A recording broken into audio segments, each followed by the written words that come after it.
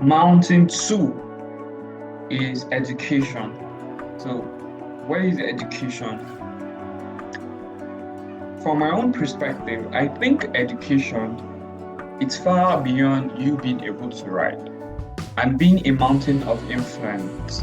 We can see that it's the gateway to every other career, every other profession in the world. As a pilot, you have to go through educational system. As an engineer, you have to go through educational system. As a medical doctor, you have to go through educational system. As a pastor, you have to go through educational system. So for me, education is the bedrock for all of the seven mountains of humans, right? Now, education is a powerful tool that can transform lives and empower individuals to reach new heights. This presentation explores the importance of education and how it can be used to share God's love to the world. Now, for many of our children, when they say, who wants to become a teacher here? A lot of children run away. Nobody wants to raise his or her hands up. The reason over time has been the financial aspect of education. So a lot of people feel like education is really very, very poor sector. So most people don't want to venture into it. But the truth is that for every human being who is named to be very important in the globe today has gone through an educational system. So either he is directly impacted or inspired by a teacher. And when you look at the world today and how people have been transformed in terms of ideologies, in terms of belief systems and everything, you can realize that it is happening more in schools. So our kids are being taught to accept, or they can be able to change who they are, either by gender, either by looks and all. Our kids are being taught in schools on information that are detrimental to their future. And a child of 8 years old probably have learned or read through a book. And from the book, he has seen something about sex, he has seen something about stealing, he has seen something about shooting the gun and all. And then at the end of the day, he wants to practicalize it. Or in school, you have seen people whereby somebody who was from a very poor background, but because he had the privilege of going through an educational system and he was able to learn and become so intelligent, has gotten scholarship, and today they are leading the world. Talking about people like Dr.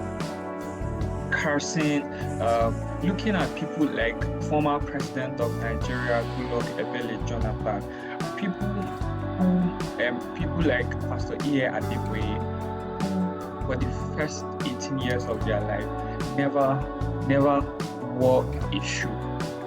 But because of education, today he is a global figure, a father to millions of people because of education. So the power of education cannot be underestimated as one of the seven mountains of influence.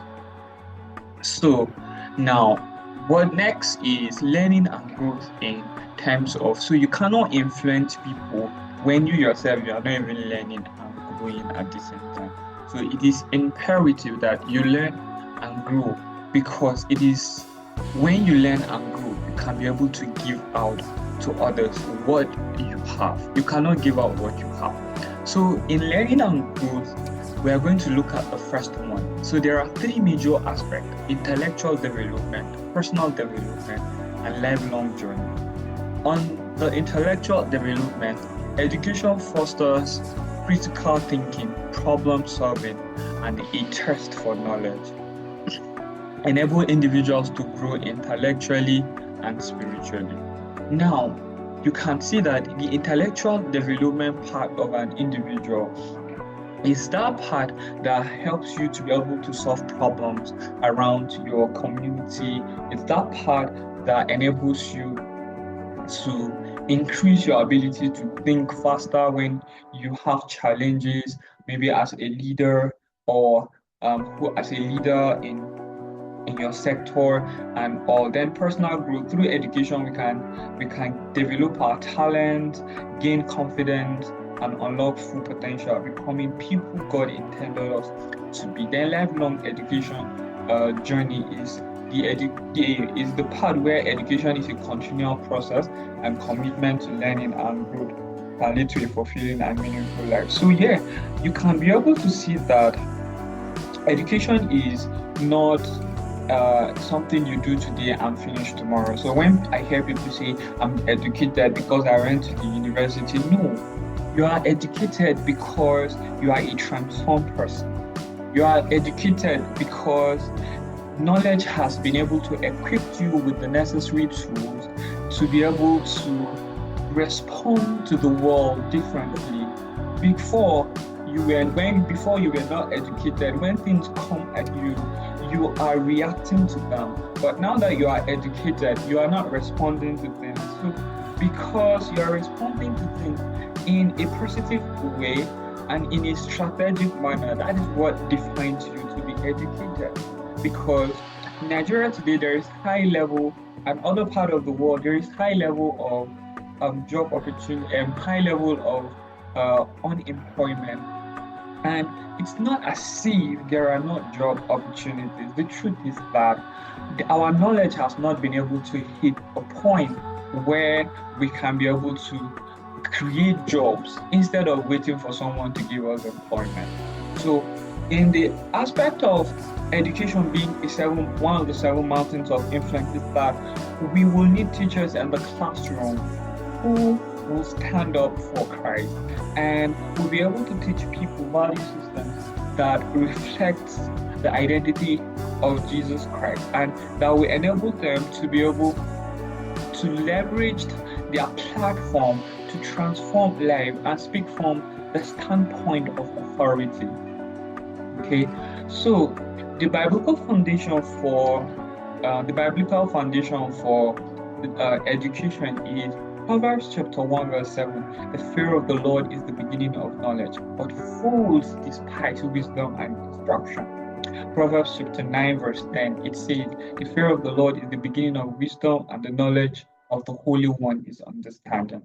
All of these things boils down to education. So these verses emphasize that true wisdom and understanding come from a reverence for God and desire to follow His ways. So you are truly not an educated person if you are disconnected in your reference to God.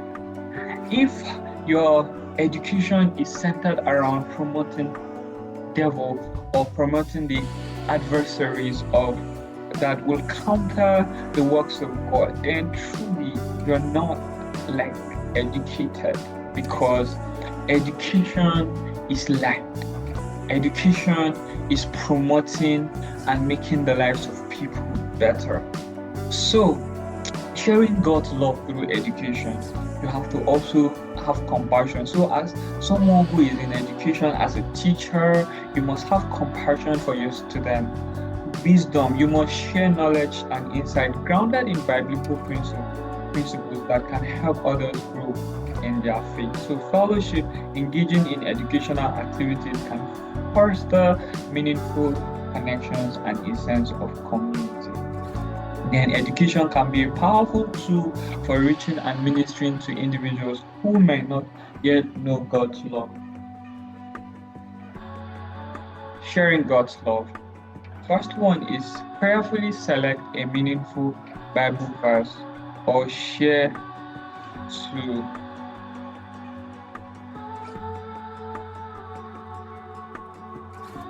Alright, so sharing God's word. So prepare, connect, then share. So you have to prepare as the teacher who is in education, then you can now prayerfully select a meaningful verse or message to share, connect, approach a friend or classmate with genuine interest and compassion, then share, explain how the verse or message has impacted your life, and offer it as a source of encouragement. So basically, we now move to the importance of education as it relates to being among the 7 mountains of influence. The first one is spiritual growth, while the second one is character development, third one ministry and service, then the fourth one is lifelong impact. So spiritual growth, education deepen our understanding of God's word and foster a closer relationship with Him.